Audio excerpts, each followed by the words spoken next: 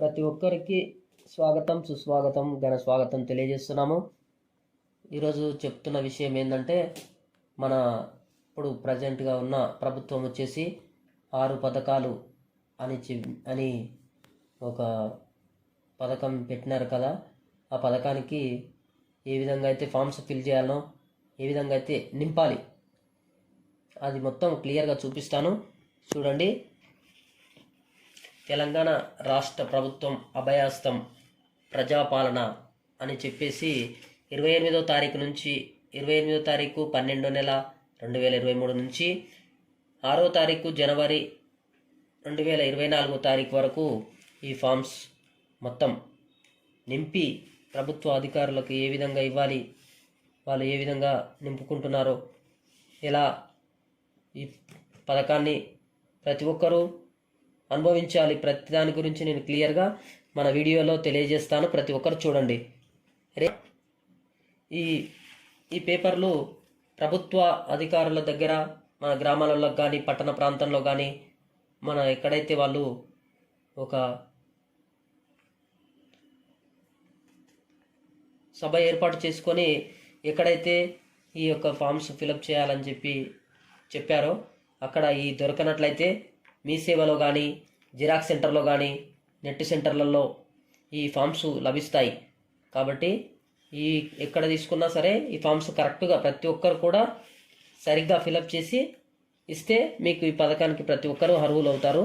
కాబట్టి ఇప్పుడు మనకి ఎవరికైతే రేషన్ కార్డు లేదో, ఫస్ట్ రేషన్ కార్డు లేని వాళ్ళు ఈ ఫామ్ ప్రభుత్వ అధికారుల నుండి ఏ విధంగా తీసుకోవాలో నేను చూపిస్తాను. చూడండి. ఫస్ట్ ఈ విధంగా ఈ ఫామ్ ఫిలప్ చేసుకోండి. ఇది ఇట్లా లెటర్ రాయండి. ఒక లెటర్ రాసి మన ఊరు, భార్య పెద్ద మనిషి కాబట్టి భార్య పేరు రాసుకోండి. భార్య తర్వాత మీ పేరు రాయండి.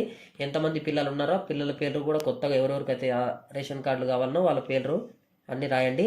రాసిన తర్వాత పిల్లలకి ఆధార్ కార్డులు, ఇంట్లో ఉన్న వాళ్ళ ఆధార్ కార్డులు నెంబర్ అన్నీ ఇక్కడ వేసి, ఇక్కడ ఇంట్లో ఉన్న ఎవరికైతే భార్యాభర్త ఉంటారో వాళ్ళ సంతకాలు చేసి వెనకాల ఆధార్ కార్డులు జిరాక్స్లు తీసి ఈ ఫామ్ వెంట పెట్టండి.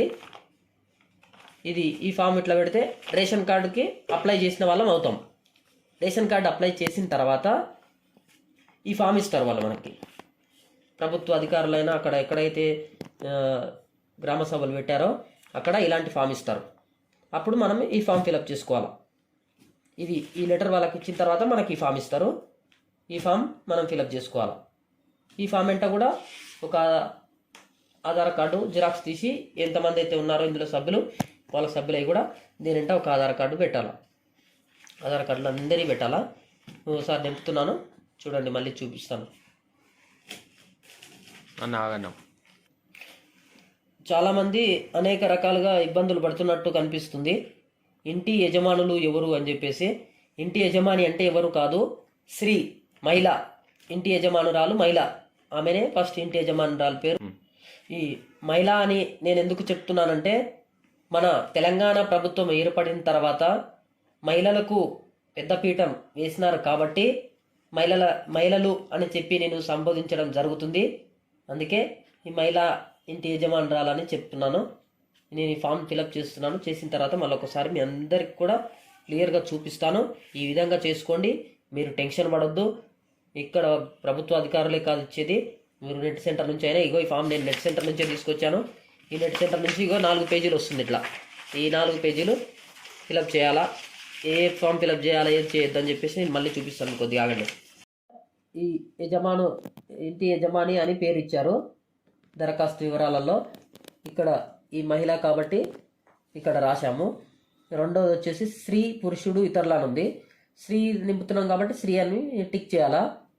మూడు వచ్చేసి ఎస్సీ, ఎస్టీ, బీసీ, మైనార్టీ, ఇతరులని ఉంది. ఇక్కడ మనం ఫామ్ ఫిలప్ చేస్తుంది ఓసీ కాబట్టి ఓసీ అని చెప్పేసి ఇక్కడ పెట్టడం జరిగింది. తర్వాత డేట్ ఆఫ్ బర్త్ వచ్చేసి 7వ తారీఖు. ఇక్కడ వచ్చేసి పుట్టిన తేదీ ఇక్కడ రాసుకోండి. ఈ 5వ నెంబర్ వచ్చేసి ఆధార్ నెంబర్. ప్రతి ఒక్కరికి ఆధార్ నెంబర్లు ఉన్నాయి కదా. ఎవరైతే ఇంటి యజమానులు ఉంటారో వాళ్ళ ఆధార్ నెంబర్ వేయండి. ఎవరి అంటే వాళ్ళ వేయద్దు. ఇంటి యజమాని ఈ పైన పేరు ఎవరిదైతే ఉంటుందో ఆ పేరున్న యజమానురాలది వేయండి. రేషన్ కార్డు నెంబర్, మీకు రేషన్ కార్డు ఉంటేనేమో రేషన్ కార్డు నెంబర్ వేయండి, లేకపోతే మనం ఫామ్ ఫిలప్ చేసి వాళ్ళకి ఇచ్చినాం కదా ఫస్ట్, ఇది ఇచ్చిన తర్వాత వాళ్ళు ఇస్తారు. ఆ నెంబర్ లేకపోతే వదిలేసేయండి. మొబైల్ నెంబర్ అది వచ్చిందా? ఇక్కడ రేషన్ కార్డు నెంబర్ అని ఉంది కదా, ఎవరైతే దరఖాస్తు పెట్టుకుంటున్నారో వాళ్ళ డీటెయిల్స్ ఇక్కడ రాయాల్సి వస్తుంది. ఇక్కడ 7ది వచ్చేసి మొబైల్ నెంబర్.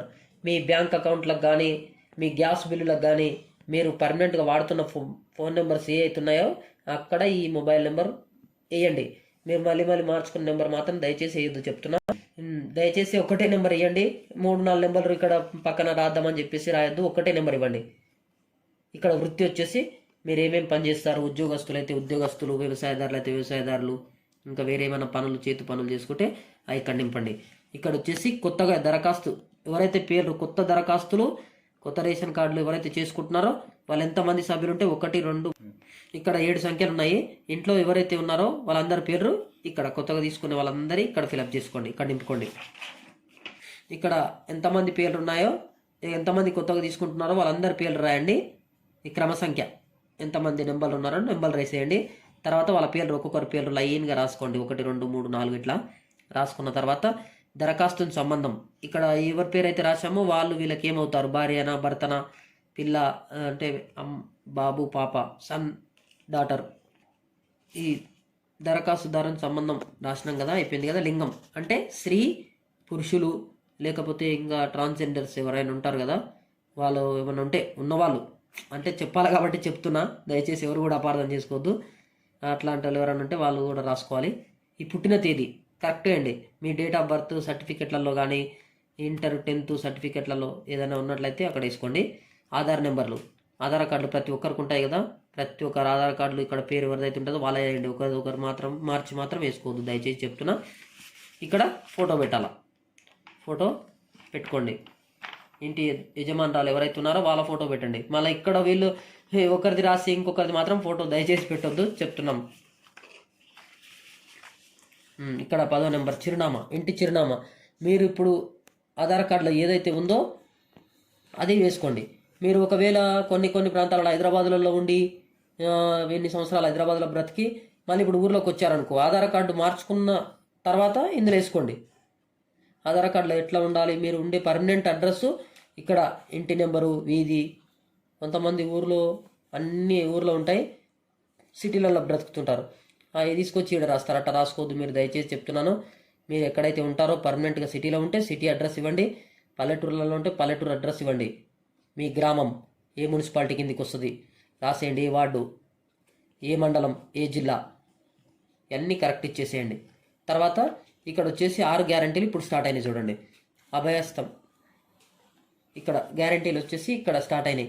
మహాలక్ష్మి పథకం ప్రతి నెల 2500 ఆర్థిక సహాయం అని చెప్పినారు కదా. ఇవి మీరు అర్హులైతే ప్రభుత్వం పెట్టే కొన్ని నియమాలు సూచనలు ఉంటాయి. ఈ 2500 ఎవరెవరికి ఇస్తారో ప్రభుత్వం చెప్తారు కదా, వాళ్ళు అర్హులు అని చెప్పేసి టిక్కు కొట్టేసేయాలి. గ్యాస్ సిలిండర్ 500కి కనెక్షన్ ఎవరెవరికి కావాలి, వాళ్ళు ఎవరెవరైతే అర్హులో ఇది కావాలంటే ఇది కూడా టిక్కు కొట్టేసేయండి. ఈ పాత గ్యాస్ కనెక్షన్లు ఉంటాయి కదా, గ్యాస్ కనెక్షన్లు కావాల్సినది కనెక్షన్ ఉంటే ఆ కనెక్షన్ బుక్ మీద నెంబర్ ఉంటుంది, ఒక నెంబర్, ఆ నెంబర్ ఇక్కడ యాడ్ చేయాలి, ఇక్కడ రాసుకోవాలి. సరఫరా చేస్తున్న కంపెనీ హెచ్పి అయితే హెచ్పి, ఇండియన్ అయితే ఇండియన్, భారత్ అయితే భారత్, ఇంకా వగైరా ఏదైతే ఉంటాయో అవి రాసుకోండి. సంవత్సరానికి మీరు ఎన్ని సిలిండర్లు వాడతారు, సంవత్సరానికి 10, 12, 7, 8, 6 అట్లా వాడుకుంటారు కదా. మీరు ఎన్ని వాడుతున్నారు అన్నీ చెప్తున్నాను ఎగ్జాంపుల్గా, మీరు ఎన్నైతే వాడుకుంటారో అన్నీ ఇక్కడ రాసేయండి. రైతు భరోసా పథకం అంటే ఇది వ్యవసాయదారులకు సంబంధించింది. వ్యవసాయదారులు రైతులకు ప్రతి ఏటా ఎకరానికి 15,000 అని చెప్పారు. ఇది రైతులా లేకుంటే వేరే వాళ్ళ పొలం కౌలుకి చేసుకుంటున్నారా? రైతు అయితే రైతు అని కొట్టండి, కౌలు అయితే కౌలు రైతు అని పెట్టండి. పట్టాదారుని పాస్ పుస్తకం నెంబర్లు. ఈ కౌలు రైతులు కూడా పట్టాదారుల పాస్ పుస్తకం నెంబర్ అంటే వాళ్ళ దగ్గర ఉండవు కాబట్టి ఈ ఎవరు పొలం అయితే కౌలుకు చేసుకుంటున్నారో వాళ్ళ నెంబర్ ఉంటుంది ఇక్కడ. వాళ్ళది వేస్తే అది వాళ్ళకి చెందుతుంది. కౌలు చేసుకునేది పొలం కౌలుకు చేస్తుంటే వాళ్ళ నెంబర్ వేస్తే వాళ్ళకి చెందుతుంది. కాబట్టి ఇది కౌలు రైతులకు అవసరం లేదు. రైతులు మాత్రం తప్పకుండా పాస్బుక్ నెంబర్ రాయండి. ఇక్కడ సాగు చేస్తున్న భూమి వివరాలు అంటే ఏ సర్వే నెంబర్ ఉంది, ఏ ప్రాంతంలో ఉంది, అక్కడ సర్వే నెంబర్ ఎంత మీరు చేస్తున్నాం మీ ఊర్లో. ఇప్పుడు సపోజ్ ఇక్కడ హైదరాబాద్ అనుకో, హైదరాబాద్లో మీరు చేస్తున్న పొలం ఎక్కడైతే ఉంటే ఆ పొలం యొక్క సర్వే నెంబర్ వేయండి. వ్యవసాయ కూలీలకు ఏటా 12,000 అని చెప్పేసి ఇక్కడ ఉంది. మీరు వ్యవసాయానికి సంబంధించి ఏమైనా కూలి పని చేస్తున్నట్టయితే పొలం కౌలు కానీ రైతులు కానీ కాకపోతే ఇక్కడ ఇది టిక్ చేసుకోండి. ఉపాధి హామీ కార్డు నెంబర్. మీరు ఉపాధి హామీ అంటే సంవత్సరానికి ఒక 2-3 నెలలు ఎండాకాలం పెడతారు కదా, ఉపాధి హామీ కార్డులు ఉంటాయి గ్రామీణ ప్రాంతాల్లో, వాళ్ళు ఇక్కడ వేసుకోండి. ఇందిరమ్మ ఇండ్ల పథకం. ఇందిరమ్మ ఇండ్లు అంటే ఊర్లలో ఇల్లు లేని అర్హులైన కుటుంబానికి ఇంటి నిర్మాణానికి ఆర్థిక సహాయం అని ఇచ్చారు. అంటే ఇప్పుడు మనం ఇల్లు కట్టుకుంటున్నాం, ఊర్లో ఇల్లు లేకుండా ఉంటారు కదా, అలాంటి ఇల్లు కట్టుకునే వాళ్ళకి ఆర్థిక సహాయం కోసం మీకు కావాలంటే ఇక్కడ టిక్ కొట్టండి. అమరవీరులు మరియు ఉద్యమకారులు 250 చదరపు గజాల ఇంటి స్థలం. అమరవీరుల కుటుంబం అంటే తెలంగాణ ఉద్యమంలో ఎన్ని సంవత్సరాల నుంచి తెలంగాణ ఉద్యమం జరుగుతుందో అన్ని సంవత్సరాల్లో ఏమన్నా మీరు అమరవీరులు అంటే చనిపోయిన వాళ్ళు ఉంటారు కదా ఉద్యమంలో పాల్గొని, వాళ్ళకి సంబంధించింది అన్నమాట ఇది.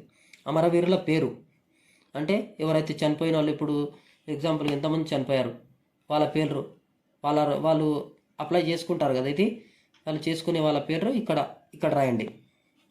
అమరవీరులై చనిపోయిన వాళ్ళ పేరు ఇక్కడ రాయండి. అమరులైన సంవత్సరం అంటే వాళ్ళు ఏ సంవత్సరంలో ఉద్యమంలో పాల్గొని, తెలంగాణ ఉద్యమంలో పాల్గొని ఈ రాష్ట్రం కోసం వాళ్ళ ప్రాణాలు త్యాగం చేశారో వాళ్ళ సంవత్సరం ఇక్కడ రాయండి. ఎఫ్ఐఆర్ నెంబర్ అంటే పోలీస్ స్టేషన్ల ద్వారా కూడా చనిపోయిన వాళ్ళు కొంతమంది పోలీస్ స్టేషన్లో ఉంటారు కదా, అంటే తెలుసుకోవడానికి వీళ్ళు నిజంగా చనిపోయారా లేదా అని చెప్పేసి ఇక్కడ ఎఫ్ఐఆర్ అయి ఉంటుంది కదా పోలీసుల దగ్గర, ఎఫ్ఐఆర్ ఇక్కడ రాయండి. ఈ డెత్ సర్టిఫికేట్ నెంబర్. డెత్ అంటే చనిపోయిన సర్టిఫికేట్ ఉంటుంది కదా, ఆ డెత్ సర్టిఫికేట్ ఉంటే కూడా ఆ డెత్ సర్టిఫికేట్ నెంబర్ ఉన్న వాళ్ళు నెంబర్ వేయండి. లేని వాళ్ళు కొత్తగా అప్లై కూడా చేసుకొని ఉంటే కూడా మంచిదే. ఎందుకంటే ఈ పథకాలకి అప్లై చేసుకున్న తర్వాత మళ్ళీ వచ్చిందంటే డెత్ సర్టిఫికేట్ కావాలంటారు, కాబట్టి ఇది కూడా చేసుకోండి.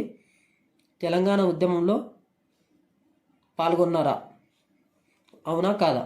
అవును, నేను పాల్గొన్నా కాబట్టి నేనైతే అవునానే రాస్తా. కాదన్న వాళ్ళు మాత్రం కాదని రాసుకోండి.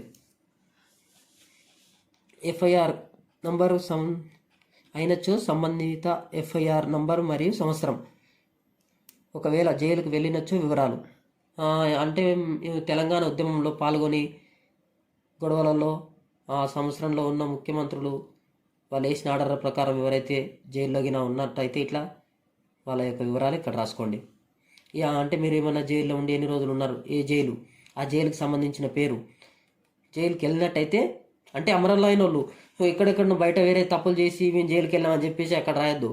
దయచేసి చెప్తున్నాము, ఆ తెలంగాణ ఉద్యమంలో రాష్ట్రం కోసం ప్రాణాలు అర్పించిన వాళ్ళు, జైలుకి వెళ్ళిన వాళ్ళు మాత్రం వాళ్ళ పేరు ఇక్కడ రాయండి. స్థలం అంటే ఏ ప్రాంతంలో జైలుకి వెళ్ళారో ఆ ప్రాంతం పేరు ఇక్కడ నమోదు చేసుకోండి. శిక్ష సంబంధిత వివరాలు.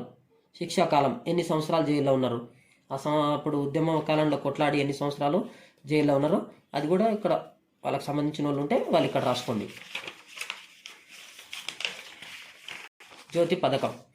కుటుంబానికి ప్రతి నెల 200 యూనిట్ల ఉచిత విద్యుత్ అని చెప్పినారు.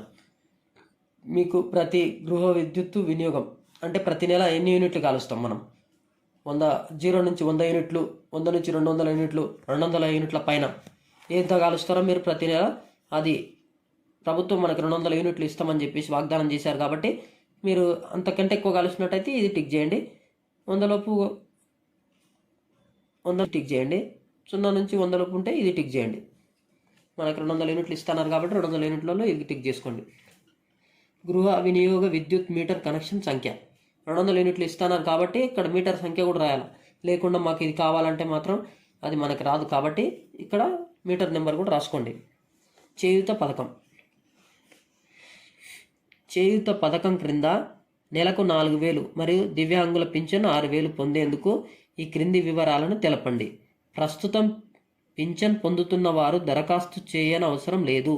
అంటే ఎవరైతే ఇక్కడ కింద స్పష్టంగా ఇచ్చారు, ప్రతి ఒక్కరూ ఇది అప్లై చేస్తున్నారు.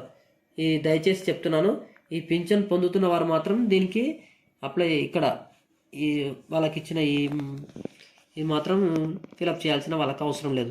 దివ్యాంగులు అంటే కుంటి వాళ్ళు గుడ్డి వాళ్ళు వాళ్ళు ఉంటారు కదా, వాళ్ళకి సంబంధించింది అనమాట ఇది. వాళ్ళకి సంబంధించిన సర్టిఫికేట్లు కూడా ఇస్తారు.